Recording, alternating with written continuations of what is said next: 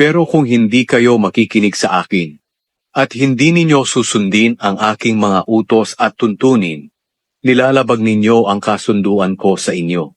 Kaya ganito ang gagawin ko sa inyo. Bigla kayong masisindak sa takot.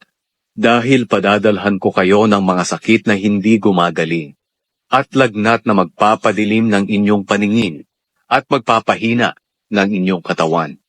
Magtatanim kayo pero hindi rin ninyo pakikinabangan, dahil sasalakayin kayo ng inyong mga kalaban, at kukunin nila at kakainin ang inyong mga ani. Pababayaan ko kayong matalo ng inyong mga kalaban, at kayo'y sasakupin nitong mga napupuot sa inyo. At dahil sa takot sa kanila, tatakas kayo kahit na walang humahabol sa inyo.